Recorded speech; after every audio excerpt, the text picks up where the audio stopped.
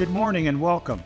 On behalf of the American Association of Kidney Patients, I thank you for joining us on World Kidney Day for AAKP's latest policy roundtable titled National Kidney Patient Consumer Roundtable, Timely Issues Impacting Kidney Transplant Patients, Donors, and Drug Innovation. My name is Ed Hickey, and I have the honor to serve my fellow patients as president of the AAKP. Since 2017, I also had the privilege to serve as the chair of AAKP's Veterans Health Initiative, an initiative that supports veterans with kidney disease and supports their continued access to medical benefits they are legally entitled to for their service to America. AAKP is the oldest and largest kidney patient organization in the nation. We are a trusted and independent voice for patients across every domain of kidney policy, research, and innovation. As an organization, we are 100% committed to policies that expand patient care choice, drive earlier disease intervention, and expand treatment innovations. At a personal level, I am a fellow kidney patient. I am also an experienced caregiver and patient advocate because of the history of kidney disease within my family. The issues that you will learn about today resonate in my home and within my family, and I am sure you will feel the same. Professionally, I'm a former Marine infantry officer, and my public service career includes posts on Capitol Hill as an administrative assistant in the House of Representatives and service in 2 presidential administrations. Following the terror attacks of September 11, 2001, I served as a senior advisor for Homeland Security for the Director of the United States Civil Service and was directly involved in the legislative authorization of the Department of Homeland Security. Currently, I'm a practicing attorney in Los Angeles. I'm active in the armed forces legal community, working locally with the Veterans Legal Service Project of the LA County Bar Association and nationally to support the legal needs of active duty military personnel, reservists, and veterans. Today's event is our first of the year and is designed to support several of the priorities on our National Kidney Patient Policy agenda, including continued protection for and timely access to COVID testing and therapies for highly vulnerable, immunocompromised, and immunosuppressed kidney patients. This issue is of vital importance as the federal government ends the national health emergency for COVID-19 in May. Kidney patients remain highly vulnerable to this disease, and while many decision makers in Washington, D.C. have shifted their concern away from vulnerable people, kidney patients remain isolated and in need of better therapeutics.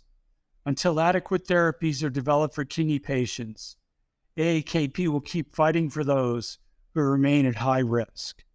Our event today will be heavily marketed throughout 2023 across multiple platforms and through AAKP's Center for Patient Engagement and Advocacy and our Patient Choice Patient Voice platform.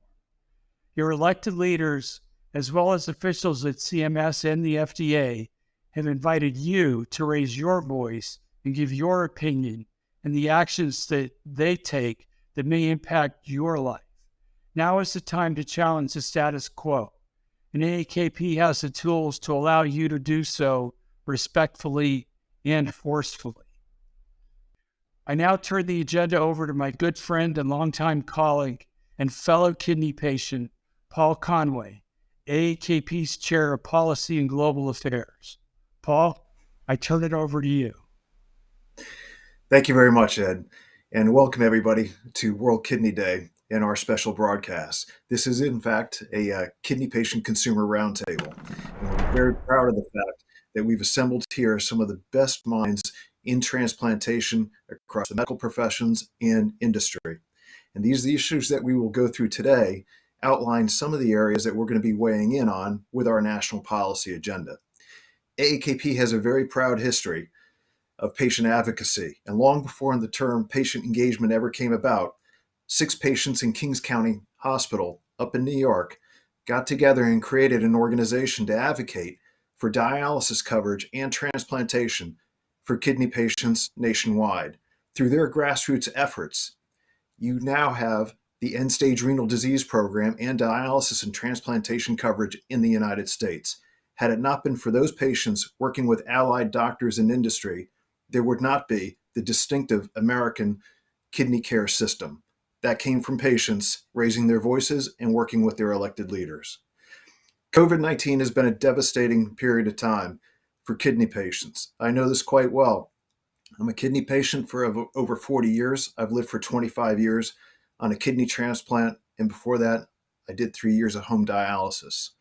It's been a rough time for our population, and we applaud the fact that America is moving on, that our economy is picking back up, that people are going back to work, and people are settling in to a lifestyle in some ways similar to what it was like before COVID. However, there are populations across the United States, and kidney patients are among them, that are still at risk. And this is a practical reality.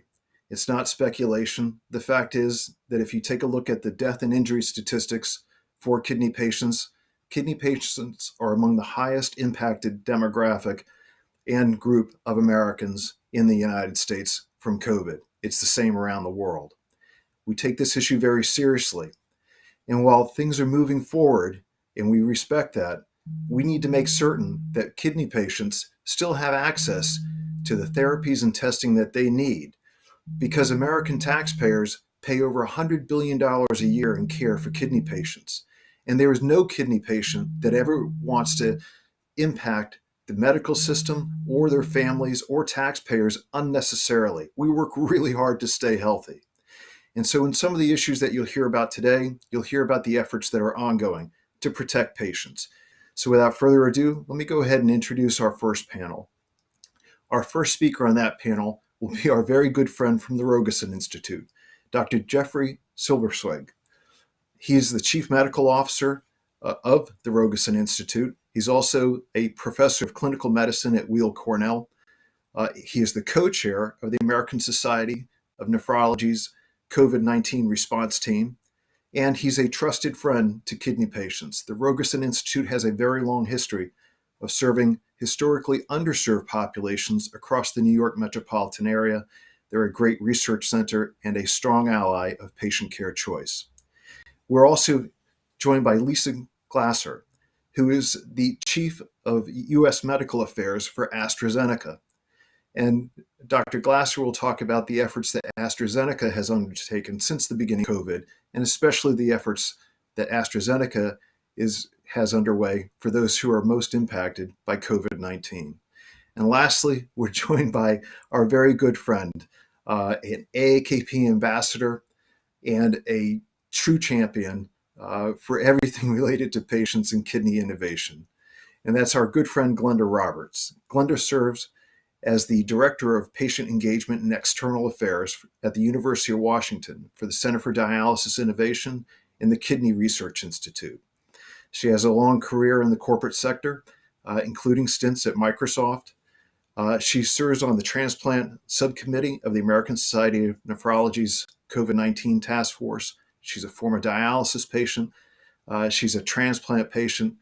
And I have to tell you, as somebody who has had a clear voice from day one on COVID-19, it has been Glenda Roberts. She is a champion to every patient across the United States. So I'd like to go ahead and open it up with our good friend from Rogosin Institute. And Doc, if you can go ahead and give us a sense of what it's like out there in treating patients and from the start of COVID-19 and what we're going through now. Go right ahead. Thanks, Paul. It's great to be with you today, and happy World Kidney Day. COVID-19, as you said, had a devastating impact on the kidney community. As everybody knows, New York City was the epicenter early in the pandemic, but patients could not stay at home. Dialysis patients, they had to come in for treatment 3 times a week.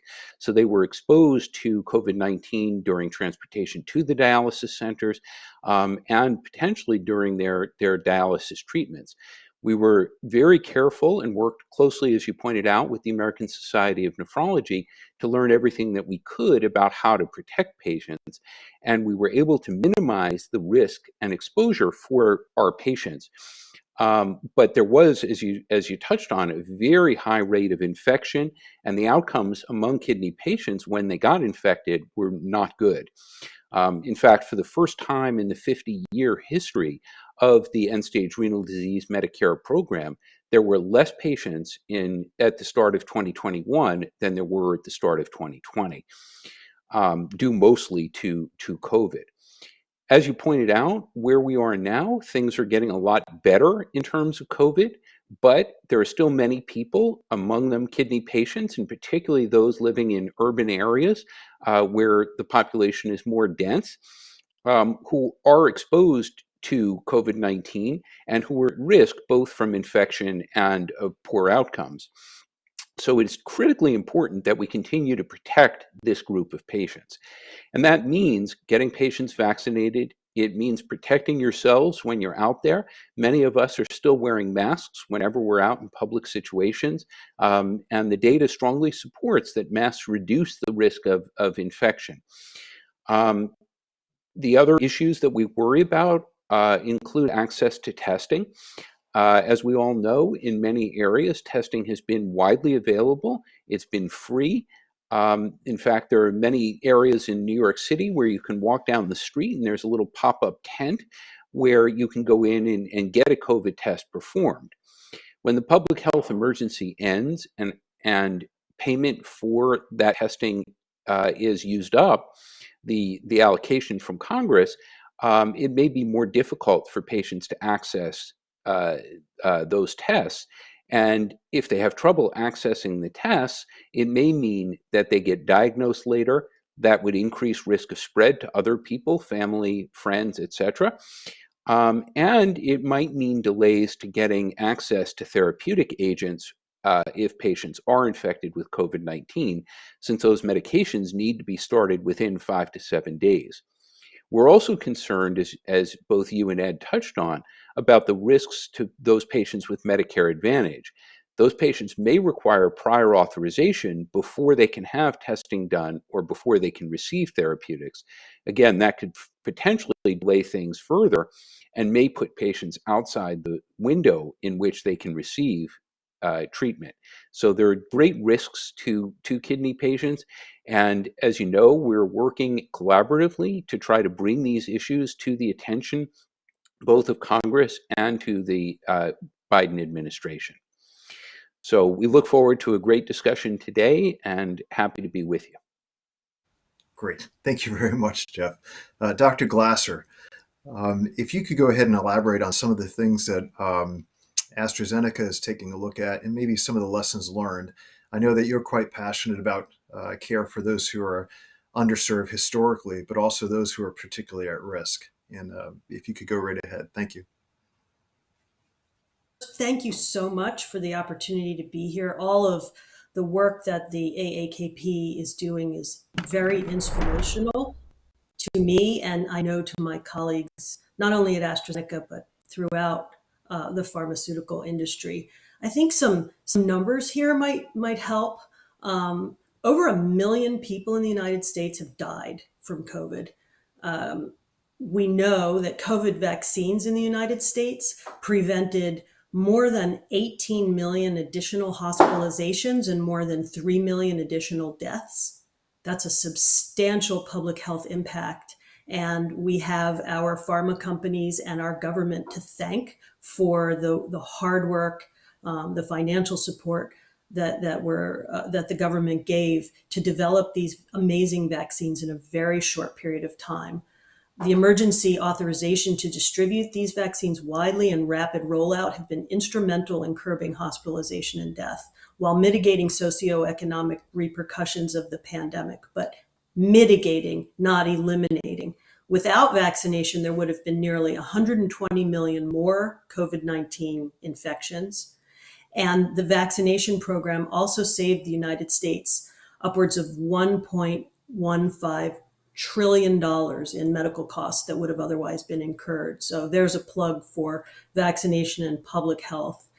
AstraZeneca developed a vaccine that was distributed globally, not in the United States, that contributed to this amazing effort. In addition, we developed Evusheld to fill a significant unmet medical need, which prior speakers have referred to protect vulnerable populations such as the immunocompromised, and as a result, transplant patients, kidney transplant patients, of course, among them, who may not adequately respond to COVID-19 vaccination and need additional protection.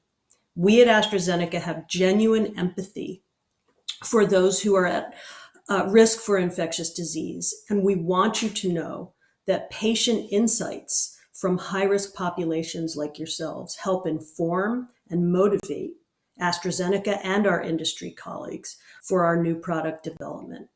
At AZ, we are committed to the kidney patient population, and your direct involvement in clinical trials is critical to the development of many of our future products. The immunocompromised, who account for millions of Americans, are facing severe outcomes and hospitalization from COVID-19 despite being vaccinated and boosted. Evusheld was the only option for pre-exposure prophylaxis for many of these patients who can't mount an adequate immune response to COVID-19 vaccination. And during the time our emergency use authorization was active, more than 300,000 immunocompromised patients have been protected by Evusheld. In late January of this year, the FDA announced that Evusheld is not currently authorized for emergency use authorization in the US based on the high prevalence of resistant variants. The FDA has notified AstraZeneca that it will make a determination about reinstating authorization of Evusheld if the national prevalence of resistant variants decreases to 90% or less on a sustained basis. Nonetheless, we are committed to the fight against COVID-19, recognizing that it remains a significant health concern for the immunocompromised. Even prior to the FDA's announcement, in December of 2022, AstraZeneca commenced the pivotal phase 1/phase 3 trial known as Supernova for AZD3152, a next-generation long-acting antibody being developed to protect vulnerable patients, such as the immunocompromised, from COVID-19. AstraZeneca aims to make AZD3152 available as a new option for COVID-19 in the second half of 2023, subject to trial readouts and regulatory reviews.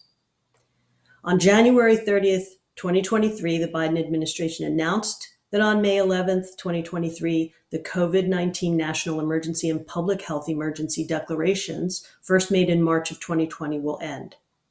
Many flexibilities and emergency powers for Medicare and Medicaid are tied to this PHE declaration. However, a separate FDA emergency declaration issued in February of 2020 to justify emergency use authorizations, or EUAs, for COVID-19 countermeasures like Evusheld will continue.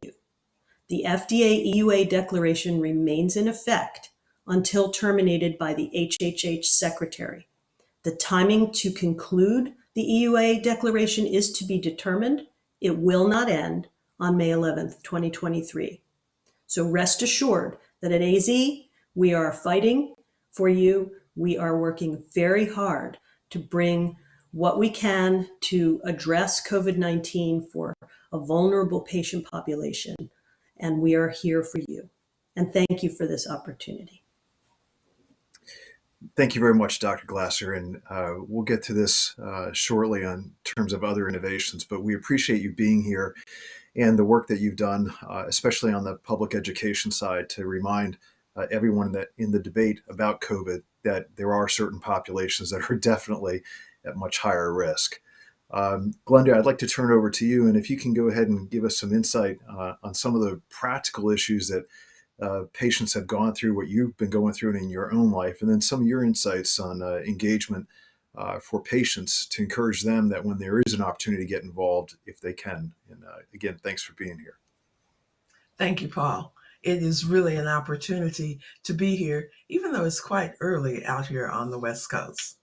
So one of the things that I learned early in the pandemic was that it was important to be proactive. As many people may realize, some of the first reported deaths from COVID-19 were dialysis patients that were located right here in Washington. More importantly for me, they used my local Trader Joe's. So the first two deaths were from a community that was adjacent to the area that I lived in. And that was an aha moment for me because my husband had been advocating for, it seemed like months, that I needed to be more careful, that I needed to stop traveling, that I needed to take action that would protect me against COVID-19. But COVID-19 was over, in China, on the other side of the world. And I really didn't think about what impact would it have on me. But when those deaths were announced here in Washington State, I immediately took action. The first thing I did was I tried to look in the internet to figure out what information was available so that I would know what to do to protect myself. I realized that many of the transplant centers weren't reaching out to their patients to give them advice about actions that they could take. So I reached out to my friends and colleagues, both physicians and patients, to say, contact your transplant centers, tell them that the transplant community is unaware of what their options are. We were getting good traction in the dialysis centers because those first two patients were dialysis patients. And the Northwest Kidney Centers and the Center for Dialysis Innovation were working together to put together an effective plan in order to protect people who were on dialysis. But nothing seemed to be being done for people who were suffering with transplants or other immune compromised people. I also reached out to the American Society of Nephrology because I happen to know the vice president there. I reached out to AAKP because I knew all of their leadership team and several other patient organizations to say, we need a trusted source of information for people that are immune compromised or immune suppressed. I also worked with another transplant patient who had already contracted COVID to write a paper to say, here's the experience of a person who is a transplant recipient that hasn't had COVID, and here's the experience of a transplant recipient who has had COVID. And how have our experiences been different? And what actions have we taken in order to protect ourselves going forward? Now, in my house, one of the first things we did was to put up a sign on the front door to say that someone who lived here was immune compromised, that we would not be coming to the door, so stop ringing the doorbell. We would not be accepting packages. And we also started to stockpile things like non-perishable foods that were low in sodium, paper towels, toilet paper, all of those essentials that we would need to stay in our house indefinitely. We also went into complete lockdown. I only have one child, and he had recently gotten married. And since February of 2020, I have only seen him through a glass door because while I know that he has my interests at heart, I know his wife does, the reality is they were still going to work, they were still around other people, and even though they were wearing masks and taking other protective actions, I couldn't run the risk of being exposed to COVID. Now, I was vaccinated early on in the process, and I have to thank companies like AstraZeneca and the other companies that have developed treatments and therapies because they did give us hope. It was great to see monoclonal antibodies. It was great that there were multiple vaccines. But one of the things that many of you may or may not know is that transplant recipients were not included in the clinical trials to validate the vaccines. So while some of us had good responses, some of us didn't. And there was no clear data about what a good response meant for a transplant recipient. So the question is, am I safe? And the answer is nobody knows, because it's not just antibodies, but there were lots of other things that doctors were looking at to try and determine whether or not I was safe. And so while we don't want people to live in a continuous environment of being locked down, the reality is that the pandemic isn't over for me. My husband and I joke all of the time because I went to the CDC to get information initially. And when I looked at the number of different health conditions that put me at risk for COVID, at one point I said, bingo. And my husband said, bingo. And I said, yes, because I have hit all of these conditions with the exception of one. And I don't think that is uncommon for people that are living with kidney disease, especially for the immune compromised. We also recognize that even though people like me who has been vaccinated, boosted every time there is an opportunity, there is still a higher breakthrough rate for transplant recipients and immunocompromised people. In other words, we are 82 times more likely to have a breakthrough infection. Now, thankfully, because we have vaccines and other treatments, the virus is not as virile as it was in the earlier days. But it's also true that we are more likely, actually 485 times more likely, to have a severe adverse event from exposure to COVID. So, the pandemic isn't over. The results we see varies depending on the variants that are at play at the point in time. And we need to recognize that we still have 350 to 380 people dying on average every day from COVID-19. So we have to continue to self-isolate. We need to continue to wear a mask. We need to continue to take the necessary precautions. And I recognize that many of my friends that are living with kidney disease are out and about because they're comfortable. And I encourage all of you to take the action that makes most sense for you. And the one action that we can take is let's not wait until there's a full-blown outbreak in May, because we've seen what happened in China. So we know that there are likely to be a higher incidence of COVID-19 once the population is open and people are not getting treatments and therapies. And I hope that the FDA and CDC will work together to put together plans in advance of the outbreaks that we know are coming. Take the necessary actions to make sure that people who lose their insurance because they don't continue to be employed are given opportunities to find insurance, and recognize that it's not just access to the treatments and therapies that will no longer be available.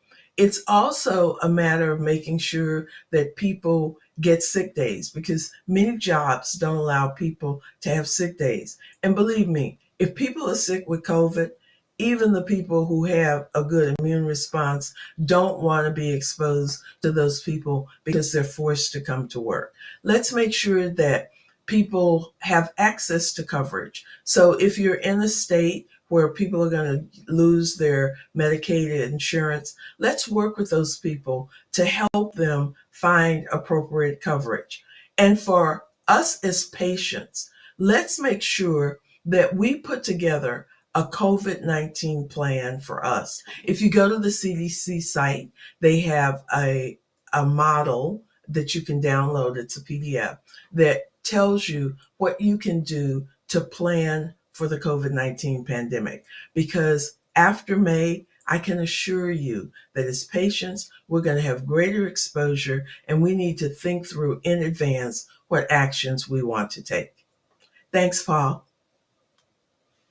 Very much, Glenda. And I tell you what, you've brought up a couple of interesting points here. Dr. Silberzweig, if you could go ahead and let us know on that same type of thing. From a medical perspective, what is it that's unique to immunosuppressed patients and immunocompromised patients in terms of other medical conditions that they might have that put them at higher risk? I think because we have so many folks that have joined us today in the audience from congressional staff, especially local office congressional staff that are working closely with patient advocates.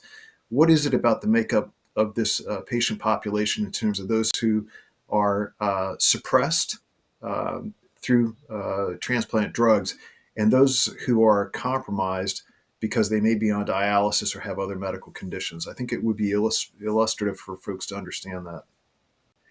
Sure, Paul. I think there are a couple of important points, and Glenda touched on much of this. One is that many of the clinical trials did not include significant numbers of kidney patients. And so it was difficult for us as clinicians and for patients to understand both how effective those treatments, and vaccines were a good example, would be in kidney patients, and then secondly, what the side effect profile might look like. So it's critically important that the FDA encourage and that companies like AstraZeneca make a real effort to include kidney patients in their clinical trials so that when drugs do reach approval and are available for patients, we all have a good understanding of how those drugs will work in particular patient populations. The other point that I wanted to make is to highlight what Glenda said earlier about the propensity of risk factors among kidney patients. As she pointed out, if you look at what have been identified as risk factors for COVID-19, including kidney disease, high blood pressure, diabetes mellitus, obesity, older age, almost all of them are present disproportionately among kidney patients. Beyond that, many kidney patients come from underserved communities, again, disproportionate to the general population. And those populations had much higher rates of infection with COVID-19 and much poorer outcomes when they got infected. So again, critically important for kidney patients to continue to take every effort to protect themselves, and for the clinical trials that are ongoing to include kidney patients so that we know best how to recommend that patients protect themselves. That's very helpful. And I think we have Dr. Glasser back. And what I'd like to do is be able to ask Dr. Glasser, when you listen to the lived experiences of transplant patients and dialysis patients, I'm interested how that actually practically informs the work that you do, because as a community, we are very hard charging in favor of innovation, and our lives depend on continued ingenuity and innovation in the private sector in collaboration with patients and medical experts. So when you listen to what Glenda has gone through, how does that impact you and your team as you're starting to think of new therapeutics? Well, first of all, it's just impactful to me as a human being to hear these experiences. And at AZ, we actually have tried hard to seek out input and seek out the actual experience of patients in the kidney transplant community, and actually in the immunocompromised community writ large. And it has informed a lot. It has informed our education strategies. It's informed how we talk to the healthcare professionals who take care of this community, and how we speak to the community as well. It has impacted how we interact with our public health colleagues. And it is impacting how we are setting up our recruitments for our clinical trials, most particularly right now for Supernova, in which we will enroll patients who are immunocompromised, including kidney transplant patients. So it's a priority. The patient population, the immunocompromised patient, immunosuppressed patient population, is a priority population for us at AstraZeneca. As I said, focusing on COVID-19 right now, but that's not the exclusive focus. In our vaccines and immune therapies unit, we know that immunocompromised and immunosuppressed patients are at high risk from lots of infectious diseases, and we intend to target several of those imminently, but most prominently right now we are working on COVID-19 and AZD 3152. And we ask for your involvement, for your support by communicating with us, by telling your experiences, by advocating in the effective ways that you do, so that we can all work together to bring innovative science into the practice of medicine. That's why my team and myself go to work every day, because the patient comes first. Does that We answer your appreciate it. question?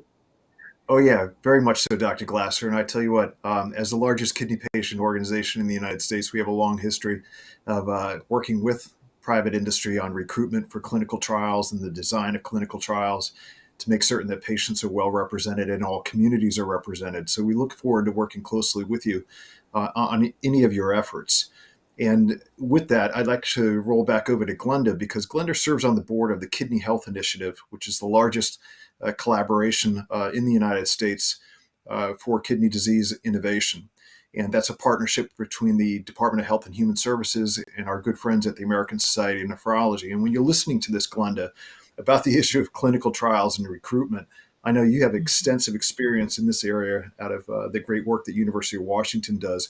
For the patients that are listening and the families that are listening that are so heavily impacted by this right now, what advice do you have and observations and insights in terms of clinical trials and how patients can impact that and some of the particular concerns that occur when we're trying to hit the numbers in working with industry?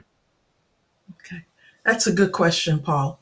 So first, I want to start with the fact that across all demographics, patients say that they believe that clinical trials are important.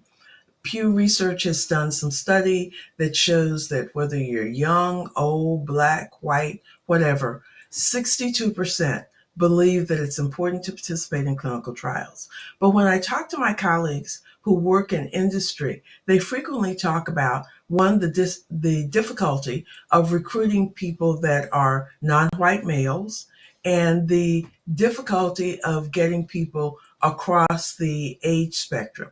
And when I ask patients why that is, they tell me four things. One, they're unaware of the trials. So we need to do a better job of making sure that people in the community are aware of the trials. And that's not just physicians, that's also the responsibility of patients. When we find out about trials, let's use our social media to make sure that other members of the community are aware of the trials. Two, a lot of patients, especially patients who are economically disadvantaged, find it difficult to participate in trials because of the economic incentives. You know, if you are at a low wage, minimum wage job, taking off half a day to go and participate in a trial can be financially devastating for your family. And in many cases, those people don't have sick days. So to the extent that legislation can be modified so that everyone at least has sick days, because it's very likely that if you get COVID, you are going to be sick and you need to stay at home away from other people. The third thing is around communications. And the communications is that physicians are not comfortable talking to people outside their tribes. So we need to do a better job when industry is looking at advocating for a clinical trial of putting together those FAQs in a way that will prepare physicians to talk to patients that they're engaged with. And the final issue is mistrust. People have lots of different experiences with the healthcare system, with research historically, and I think that AAKP and other organizations can help patients understand what new procedures and protocols have been put in place, like IRBs and equity boards, and having ethicists be a part of the research teams. But the other thing that patients can do is to recognize that you can participate in a clinical trial in a number of different ways. You don't have to just be a study participant. Many of the forward-thinking organizations, like Dr. Glasser mentioned, are engaging patients in their clinical trials as a part of patient advisory boards. Many patients actually participate in the working committees of the research teams so that they're able to give their input and their feedback all along the way. And so we have to take initiative. We need to say, where's your FAQ? Where's your informed consent? And when you look at the informed consent and you don't understand it, ask the researchers, where is the version of it that is in English, in lay terms, in a way that I can understand it? And finally, I encourage everybody to go to the NIH site. They have a clinical trials FAQ. That's a good place to start so that when you sit down and talk to your healthcare team about participating in the trial, you will already have some questions that have been formulated so that you can make a better informed decision. I hope that helps, Paul. No, it's absolutely terrific, Glenda, and you've been involved in so many of these and are such a, source of encouragement and inspiration for folks to kind of get off our duffs and get involved. And I appreciate you giving the insights on it because you've got it from a couple of different sides as a patient and at the University of Washington as well. Let me switch back over to Jeff and ask you a question, Jeff. Some of the questions that we got in the course of doing registrations for this event were from patients who are trying to figure out how to navigate reentry into the workforce or ongoing use of the flexibility to be able to work at home. And in particular, we had a number of patients that are transplant patients writing in saying they're still hesitant to go into indoor public spaces. And I wanted you to elaborate on that if you could and talk about whether or not that is a real risk. Some of the folks that have written in said, some of the people that they work with are saying, it's not that big a deal. But can you kind of break that down a little in terms of practicality of what patients ought to look out for? And I say that, and let me preface it with this. AAKP has always defined kidney disease as both a healthcare and workforce issue because we know that patients don't want to be on disability. They want to be engaged, whether it's in part-time jobs or full-time jobs that are meaningful and in a career path of their choice. And so it's a real kind of conundrum here where we're trying to get folks to re-engage as much as possible. But those concerns seem to be pretty real from your perspective. Can you elaborate on that? Sure, absolutely. Thanks, Paul. In talking and caring for my own patients, I've had a number express exactly this concern. And I think that there are a number of things that patients can do to protect themselves. One is, again, masks, I think, are essential. Vaccines, I think, are essential. As Dr. Glasser pointed out earlier, the data are that vaccines have protected tremendous numbers of individuals, both those with kidney disease and those without kidney disease, from the devastating impacts of infection. So absolutely critical. I think that in terms of what you can do if you're going back to work, I think masks are absolutely essential. There's really good data that hand hygiene is protective. So whether it's washing your hands with soap and water or using one of the alcohol-based sanitizers, that's something that should be done frequently. I think it's also important that patients advocate for themselves. In a work environment, there should be principles that if somebody has a respiratory infection, they should stay home. Much like Glenda talked about earlier, people should be given work leave because the worst thing that can happen is that somebody has a respiratory infection, not sure whether it's a common cold or influenza or COVID-19. They come into work, people aren't masked, maybe they're eating lunch together, and that infection can spread and again can have devastating impacts, particularly on kidney patients who are immunosuppressed because of transplant medications or immunocompromised if they're on dialysis. So I think critically important to do everything that you can to protect yourself, but to also advocate with your employer to make sure that as many protections are in place as possibly can be. Okay, I appreciate that. And jumping back over to Dr. Glasser. Dr. Glasser, when you listen to these practical realities again, I know that you're working with your team to make certain those insights are captured, but I'm interested at the policy level for you. We're a national advocacy organization. We have a very strong voice. We have the good fortune of having a very largely attended event today with a lot of good congressional staffers that we work with closely, and also with some visitors and friends from the General Accountability Office and some of our oversight agencies. And so when you take a look at some of the barriers that are out there for innovation or things that you would identify at a policy level where it would be helpful for folks to engage in, what are some of the things that we could lend our voice to that would make it easier for innovation as you're trying to help those who are most at risk and those who can be the costliest in terms of American healthcare? Absolutely. You know, there's amazing science being done at pharma companies, and occasionally we can translate that science into a medication that we can then bring through a regulatory process and, if successful there, to patients in the real world. That whole process is long and highly regulated, appropriately so. It can be difficult, and we found ways, because we had to in the pandemic, to speed a lot of that up. I would hope that we can learn from those experiences, and leverage the things that worked to enable appropriate evaluation of the safety and efficacy of new therapeutics, new preventive agents as they come through. And then that when they come through, that there can be rapid integration of those into what's considered the standard of care and minimize the obstacles to access that can be put up. Sometimes they get put up unwittingly, sometimes they get put up wittingly, but for patients who are coming from underserved communities who are highly vulnerable to a very infectious agent like SARS-CoV-2, mitigating risk is critically important.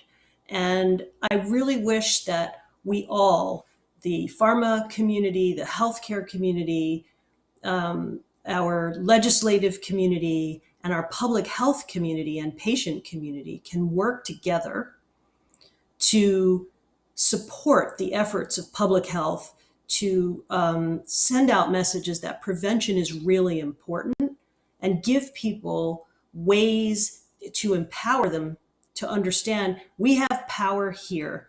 We can mitigate risk. We can't eliminate it, but we can mitigate risk. We can make behavioral choices. We can use non-pharmaceutical interventions like masking and physical distancing and hand washing and choosing not to expose yourself to others when you are sick, whether you know what the virus or infection that you have is or not. And that you can avail yourself of preventive interventions like vaccines and other preventive interventions like we had with Evusheld, and that we don't have barriers to access for those things.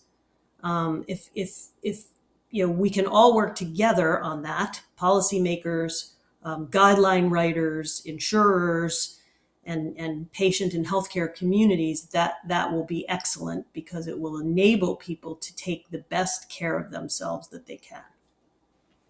Thank you, Dr. Glasser. We appreciate it, and we're prepared to be of assistance and an ally in that process.